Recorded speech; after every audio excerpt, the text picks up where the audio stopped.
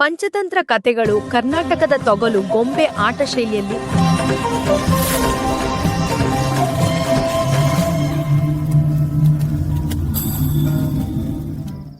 ಮೂದರು ದೀಪಗಳನ್ನು ಬೆಳಗಿಸಿ ಇಂದಿನ ಕತೆಗೆ ಹೆಸರು ಇಡುತ್ತಾರೆ. ಕಿವಿಗಳು ಇಲ್ಲ, ಹೃದಯವೂ ಇಲ್ಲದ ಕತ್ತೆಯ ಕತೆ.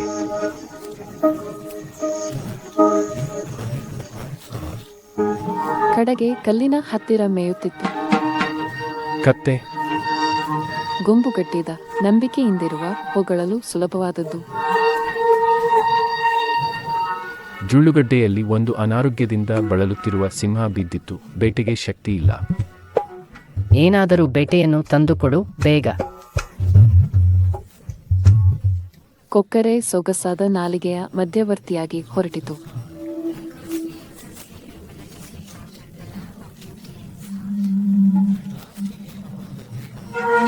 ಮಿತ್ರನೇ, ಹತ್ತಿರದಲ್ಲೇ ಹಸಿರು ಮೇಯ್ದು ತುಂಬಿದ ಕಣಿವೆ ಕಾದಿದೆ.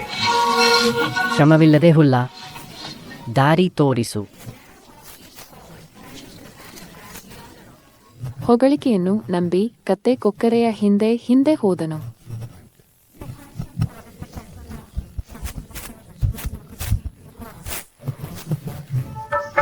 ಸಿಂಹನು ಬೇಗನೆ ದಾಳಿ ಮಾಡಿತು. ಬೆಚ್ಚಿಬಿದ್ದ ಕತ್ತೆ ಜಿಗಿದು ಓಡಿಬಿಟ್ಟಿತು.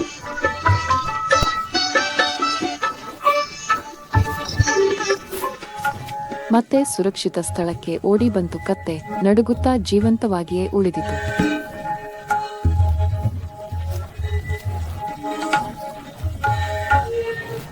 ಅವನನ್ನು ಮತ್ತೆ ಕರೆತರು. ಹಸಿವು ಲಜ್ಜೆಗಿಂತ ಹೆಚ್ಚು ಉರಿಯುತ್ತಿದೆ.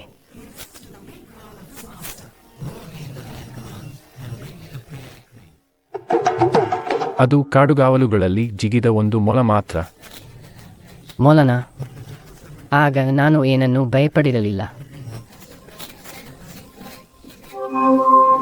ಸುಲಭವಾದ ಹುಲ್ಲಿನ ಆಸೆಯಿಂದ ಕತ್ತೆ ಮತ್ತೆ ಅಪಾಯದ ಕಡೆ ಮರಳಿ ಹೋಯಿತು.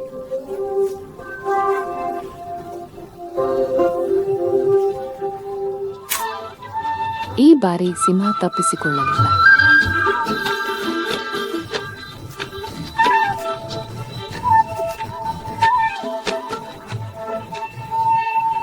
ಮೊದಲು ನಾನು ಸ್ನಾನ ಮಾಡುತ್ತೇನೆ. ನನ್ನ ಬೇಟೆಯನ್ನು ಕಾಪಾಡು.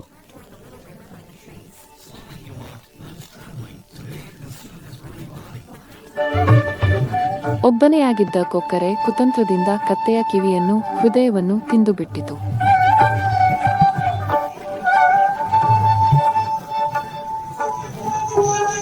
ಕಿವಿಗಳು ಮತ್ತು ಹೃದಯ ಎಲ್ಲಿದೆ?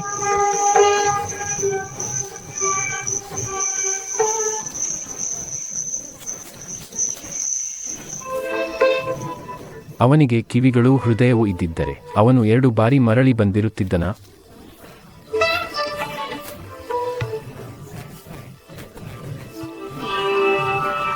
ತಾನೇ ಅಪಾಯದತ್ತ ಮತ್ತೆ ಮತ್ತೆ ಓಡುವ ಲೋಲತೆಯೇ ಕೇಡಿನ ಮೂಲ.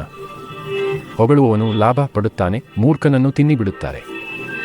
ಲೋಲತೆ ಮತ್ತೆ ಮತ್ತೆ ಹಾಳಿಗೆ ಮರಳುತ್ತದೆ.